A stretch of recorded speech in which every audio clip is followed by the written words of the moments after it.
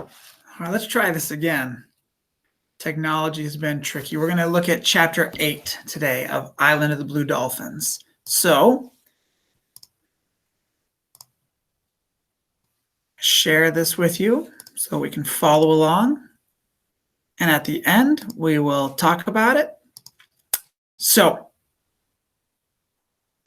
the wind blew strong as we climbed the trail, covering the mesa with sand that sifted around our legs and shut out the sky. Since it was not possible to find our way back, we took shelter among some rocks.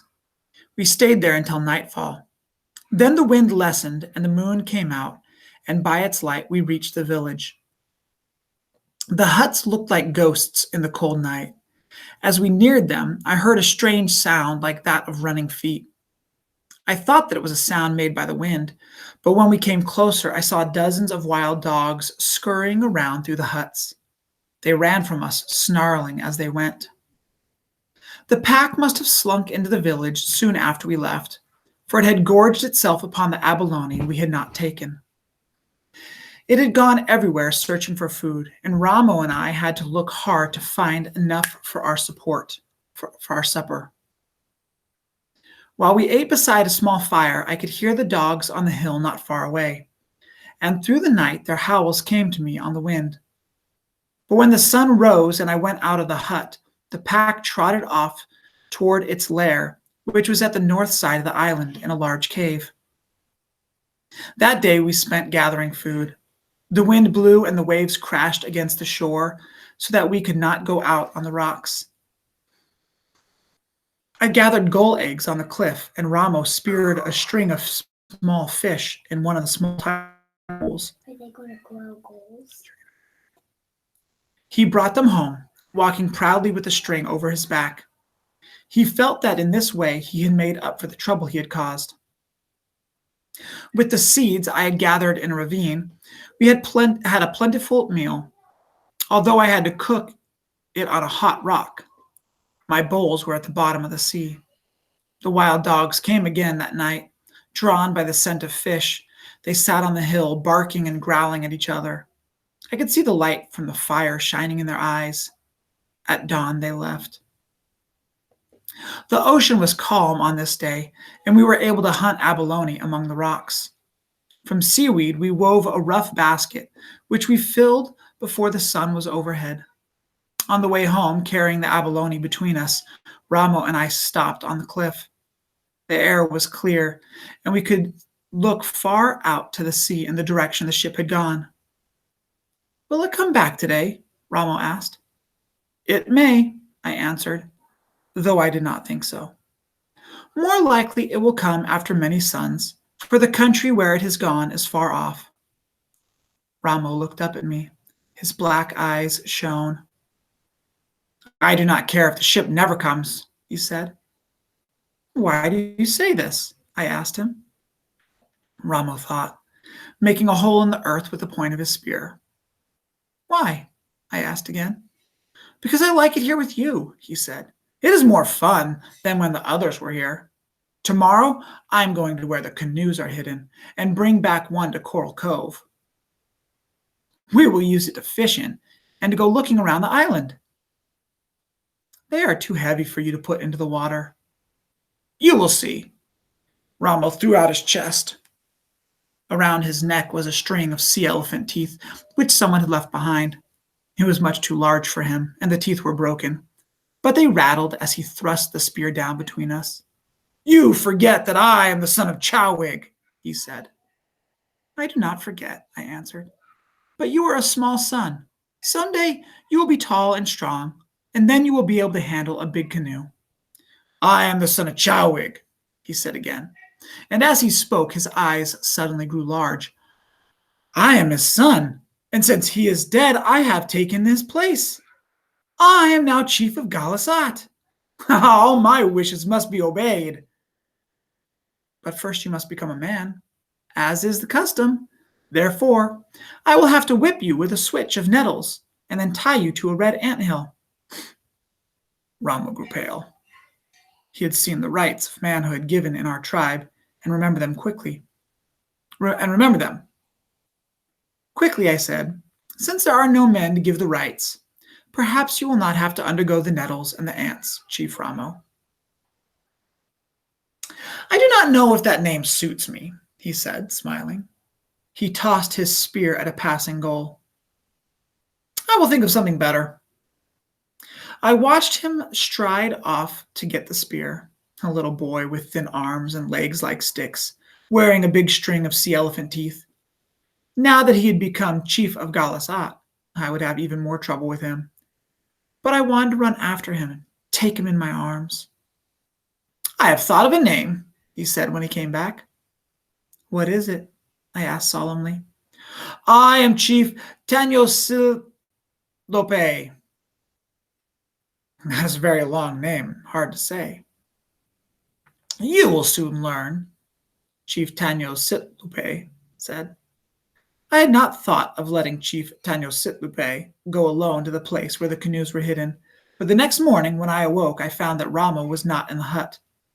He was not outside either, and I knew then that he had got up in the dark and left by himself. I was frightened. I thought of all that might befall him. He had climbed down the kelp rope once before, but he would have trouble pushing even the smallest of the canoes off the rocks. And if he did get one afloat without hurting himself, would he be able to paddle around the sand pits where the tides run fast? Thinking of these dangers, I started off to overtake him. I had not gone far along the trail before I began to wonder if I should not let him go to the cliff by himself. There was no way of telling when the ship would come back for us. Until it did, we were alone upon the island. Ramo, therefore, would have to become a man sooner than if we were not alone, since I would need his help in many ways. Suddenly, I turned around and took the trail toward the Coral Cove. If Ramo could put the canoe in the water and get through the tides that raced around the sandpits, he would reach the harbor when the sun was tall in the sky. I would be waiting on the beach. For what was the fun of a voyage if no one were there to greet him? I put Ramo out of my mind as I searched the rocks for mussels. I thought of the food we would need to gather and how best to protect it from the wild dogs when we are not in the village. I thought also of the ship. I tried to remember what Mataseep had said to me. For the first time, I began to wonder if the ship would ever return. I wondered about this as I pried the shells off the rocks, and I would stop and look fearfully at the empty sea that stretched away farther than my eyes could reach. The sun moved higher. There was no sign of Ramo. I began to feel uneasy. The basket was filled, and I carried it up to the mesa. From here, I looked down on the harbor and farther along the coast to the split that thrust out like a fish hook into the ocean. I could see the small waves sliding up the sand, and beyond them, a curving line of foam where the currents raced. I waited on the mesa until the sun was overhead. Then I hurried back to the village, hoping that Ramo might have come back while I was gone. The hut was empty. Quickly, I dug a hole for the shellfish, rolled a heavy stone over the opening to protect them from the wild dogs, and started off towards the south part of the island. 2 trails led there, one on each side of a long sand dune. Ramo was not on the trail I was traveling, and thinking that he might be coming back out of sight along the other one, I called to him as I ran. I heard no answer, but I did hear, far off, the barking of dogs.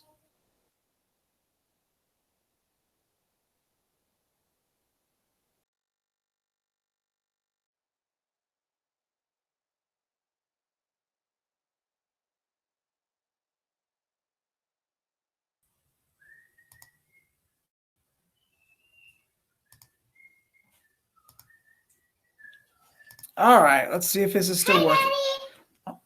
Don't interrupt right now, bud.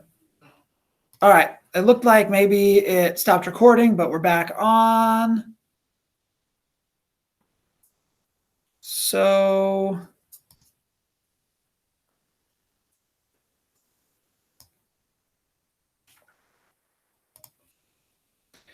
the barking of dogs. The barking grew louder as I came closer to the cliff. It would die away, and after a short silence, start up again. The sound came from the opposite side of the dunes, and leaving the trail, I climbed upward through the sand to its top. A short distance beyond the dune, near the cliff, I saw the pack of wild dogs. There were many of them, and they were moving around in a circle. In the middle of the circle was Ramo. He was lying on his back and had a deep wound in his throat. He lay very still. When I picked him up, I knew that he was dead. There were other wounds on his body from the teeth of the wild dogs. He had been dead a long time, and from his footsteps on the earth, I could see that he had never reached the cliff. Two dogs lay on the ground not far from him, and in the side of one of them was his broken spear. I carried Ramo back to the village, reaching it when the sun was far down. The dogs followed me all the way, but when I had laid him down in the hut and came out with a club in my hand, they trotted off to a low hill. A big gray dog with long curling hair and yellow eyes was their leader, and he went last. It was growing dark, but I followed them up the hill. Slowly they retreated in front of me, not making a sound, but I followed them across 2 hills and a small valley, to a third hill whose face was a ledge of a rock. At one end of the ledge was a cave. One by one the dogs went into it.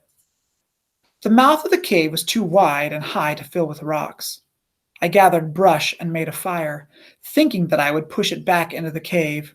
Through the night I would feed it and push it farther and farther back.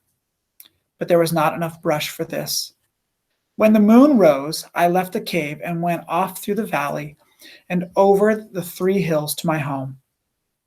All night I sat there with the body of my brother and did not sleep. I vowed that someday I would go back and kill the wild dogs in the cave. I would kill all of them. I thought of how I would do it, but mostly I thought of Ramo, my brother. All right, so the chapter starts off with Karana and Ramo, her brother. They're the only 2 people on the island. The boat left without them. And so they're standing there, and they're kind of looking off, and they're wondering, is the boat going to come back today? And it's kind of cute because Ramo thinks, hey, I'm the only man on the island. My dad was the chief. Now I'm the big guy in charge. I can tell you what to do. So it's kind of cute because he's this little young boy. And it's also funny when she's like, well, then I'll have to tie you to a red anthill. Daddy, look what I made. A penguin. Daddy's working. Okay, you guys are in a...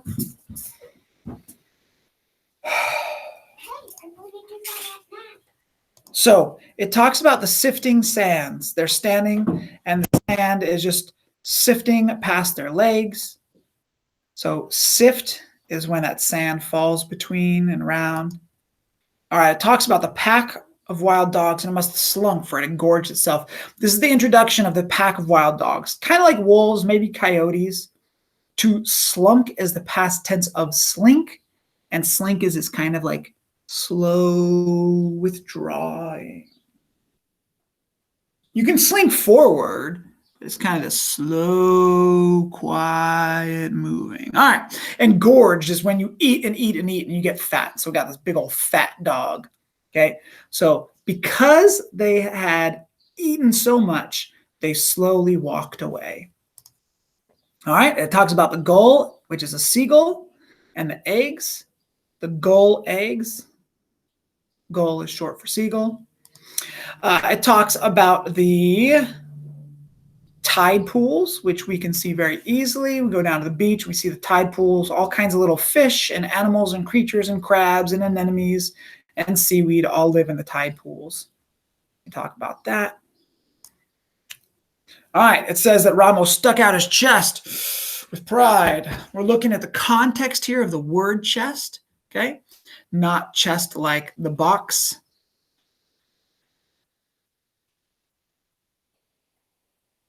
Okay, and he's wearing a ring of elephant teeth, sea elephant teeth. We call them elephant seals, but these are some elephant seals here which are fighting, and they got these big old teeth that he's got wearing around his neck. And then it talks about a whip and a switch. A whip is when you whack something, and a switch is a branch from a tree that if you take all the leaves off, and especially if it's young, it's really bendy, It'll whip easily. Nettles are plants that grow and there's like oil on them usually, or little spikes and stuff that will sting your skin a little bit. Usually not too bad, but if you walk through, it'll make your legs all itchy and uncomfortable. And it talks about the red ants and how you lay down on the anthill. So when we put all of these things together, whip you with a switch of nettles and then tie you to a red anthill.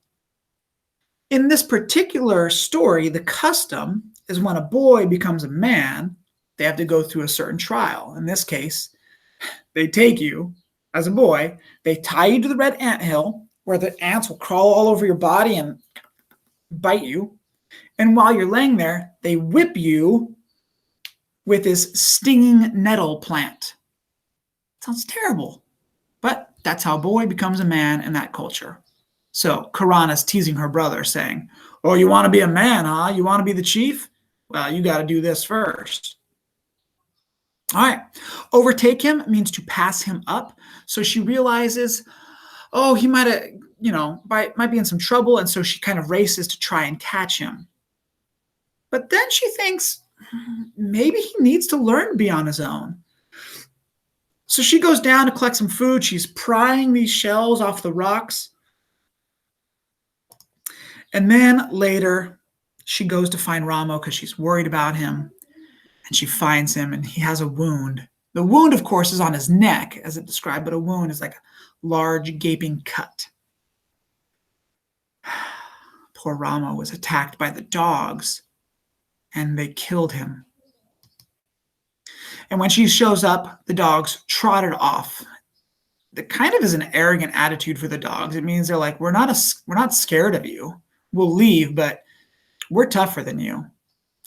All right. So Karana's all by herself. She swears, I will kill those dogs.